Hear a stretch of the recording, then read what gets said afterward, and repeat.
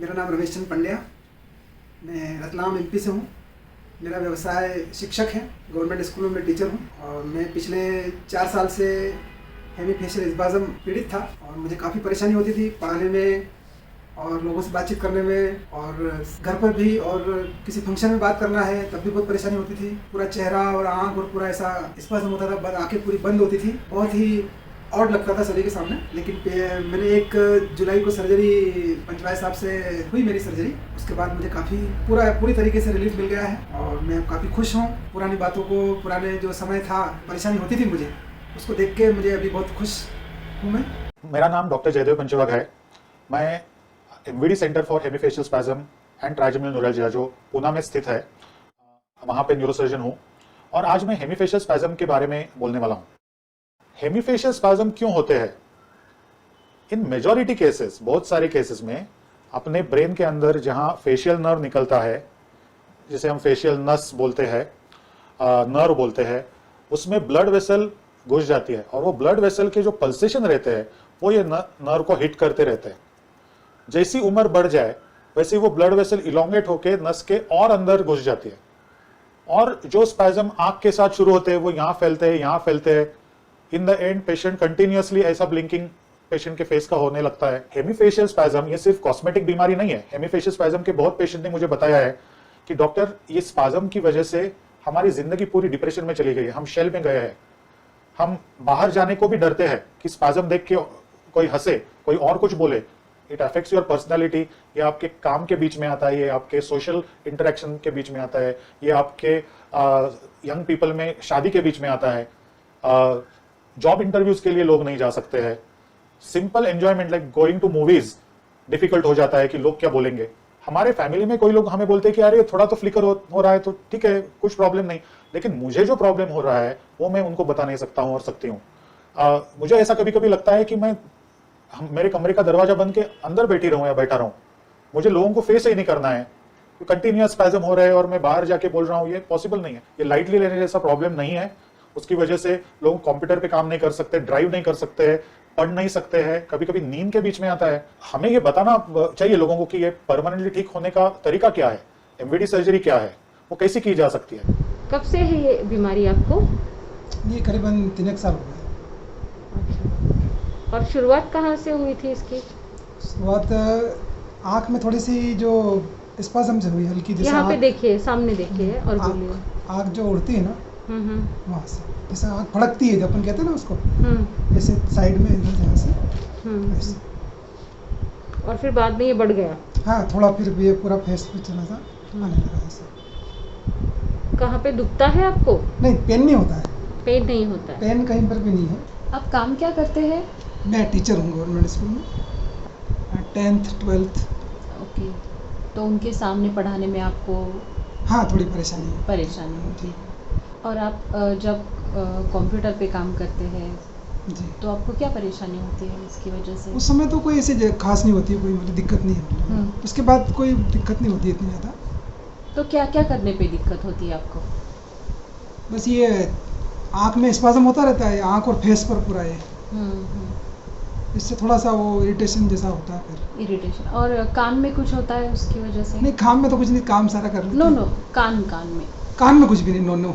आवाज़ आती हाँ, है, बिल्कुल दुखता बराबर, है? क्लियर। नहीं, कोई नो, कान में कोई प्रॉब्लम नहीं है। सुनाई देने में बिल्कुल, कुछ हाँ, तकलीफ? कोई सुनाई देने में कोई प्रॉब्लम नहीं है। जी। ओके। आप ड्राइव करते हो हाँ, व्हीकल? ड्राइव भी, बाइक और कार भी करता हूँ। करते हैं तो उसमें कभी परेशानी आपको लगी? नहीं आई, हो जाती है। नहीं आई? हाँ, करने में कोई परेशानी नहीं है। ओके। थोड़ा बहुत होता रहता है तो वो तो ऐसा चल जाता, कोई ऐसी प्रॉब्लम नहीं आती उसमें ड्राइविंग में। ये जो हेमीफेशियल स्पाज़म का पता लगा, इंदौर के एक डॉक्टर थे करके। यहाँ पे देख के बात करेंगे प्लीज आप, वहाँ पे नहीं। तो उन्होंने बताया कि भाई ये तो आपको हेमीफेशियल स्पाज़म होता है, तो इसके 2 रास्ते हैं, या तो एक सर्जरी करवा लें या फिर एक बोटॉक्स इंजेक्शन लगवा लें, तो उससे ये जो क्योर थोड़ी हो सकती है। तो नहीं, डॉक्टर पंचवाग सर का नाम आपको कैसे पता चला? पंचवाग का फिर हमने हेमीफेशियल स्पाज़म ट्रीटमेंट के बारे में थोड़ा सा यूट्यूब पर जो सर्च किया तो ये पता लगा कि डॉक्टर साहब का थोड़ा सा वो कुछ वीडियो आया, उसमें देखे हमने, तो उससे लगा कि ये डॉक्टर साहब जो है इस सर्जरी के स्पेशलिस्ट हैं, पंचवाय साहब। फिर हम यहाँ आए थे और यहाँ उनके बारे में थोड़ी जानकारी ली और तब से ये चल रहा है। पिछले 1.5 साल पहले भी हम आए थे, दिखाया था यहाँ। तो उन्होंने वही सर्जरी का कहा था कि भी सर्जरी करवाइए, हो जाएगा, ठीक हो गया।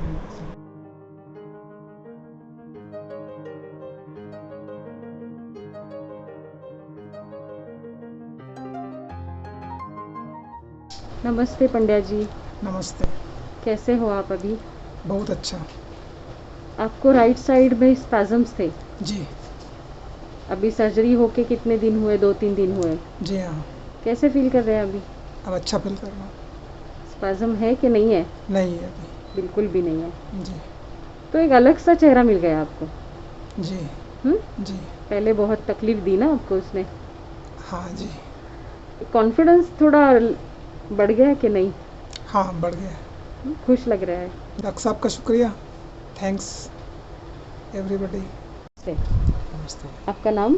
नवीन पंड्या। आप इनके कौन हैं? मैं इनका बेटा हूँ। आप क्या करते हैं? मैं पुलिस में हूँ। ओके। आपको ये जानकारी कैसे मिली कि डॉक्टर पंचवाग ये सर्जरी करते हैं एमवीडी का?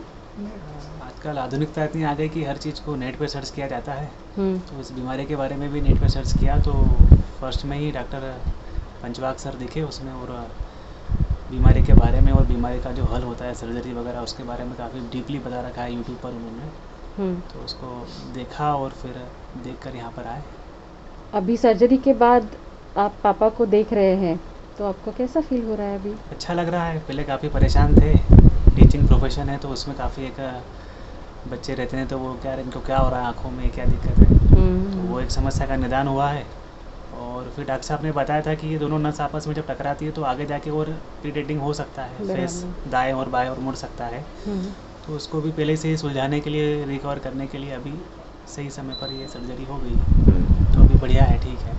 मैं अन्य सभी से यही चाहता हूँ जो इस हेमीफेशियल स्पाज़म से पीड़ित हैं, वे भी सर्जरी का सहारा लेवें और अपना जीवन खुशियों से भरें।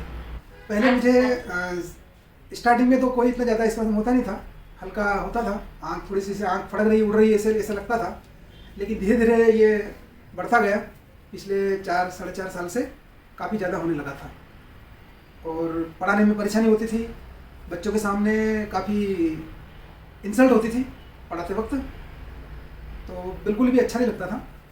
लेकिन अब वो परेशानी अब नहीं है। पढ़ने में कोई ऐसी खास तकलीफ होती नहीं थी, मैं काम कर लेता था, लेकिन पढ़ाने में होती थी। बच्चों को पढ़ाने में जो इंटरेक्शन करना पड़ता था, पढ़ाते वक्त जो उनसे बच्चों से कांटेक्ट करना पड़ता है, वो उसमें थोड़ी परेशानी होती थी और थोड़ा सा एक इंसल्ट होती थी उसमें। बच्चों से जो कांटेक्ट करना चाहिए वो भी नहीं कर पाता था और एक कॉन्फिडेंस की कमी थी, लेवल की थोड़ी होती गई थी। पिछले 4-5 साल से परेशानी थी ये, लेकिन वो अब नहीं है। अब काफ़ी खुशी है मुझे कि ये जो है मेरी बीमारी दूर हो गई सर्जरी के माध्यम से। बच्चों के पेरेंट्स से भी जब बातचीत होती थी, जब वो उनसे मुलाकात करने आते थे, तब भी थोड़ा सा अच्छा नहीं लगता था, इंसल्ट फीलिंग होती थी। आपका ऑपरेशन किधर हुआ दिखाइए। हाथ से बताओ। अभी दिखता भी नहीं है। ये यहाँ पे हुआ।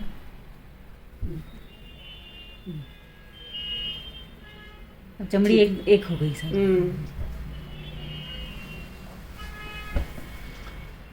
तो इसलिए मेरी ऐसी रिक्वेस्ट रहती है पेशेंट्स को कि प्लीज बीमारी के बारे में पूरी जानकारी लेने के बाद और इसके ट्रीटमेंट ऑप्शंस के बारे में जानकारी लेने के बाद ही तय करें कि किस रास्ते से जाना है।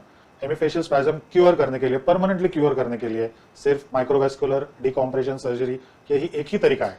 ये अभी मेडिकल साइंस का आज का ट्रुथ है। मेडिकल साइंस में इवोल्यूशन होते रहते हैं, तो 10 बरस के बाद शायद दूसरा तरीका आ सकता है। लेकिन इस विषय के दूसरे वीडियोस हमारे चैनल में वो भी देखिए और इसके विषय का जो ज्ञान है वो बढ़ाइए और फिर आपको जो अच्छा लगे वो डिसीजन आप ले सकते हो। Thank you very much for listening. और इस बीमारी के बारे में ज़्यादा से ज़्यादा नॉलेज फैलाने में अगर आपका सहयोग मिलेगा तो हम ज़्यादा सक्सेसफुल भी हो जाएंगे। ये सेंटर हमने 15 साल से शुरू किया है। एज आई सेड, ये एशिया में ऐसा एक ही सेंटर है जो स्पेसिफिकली ये सर्जरीज के लिए डेडिकेटेड है। Thank you again for watching patiently.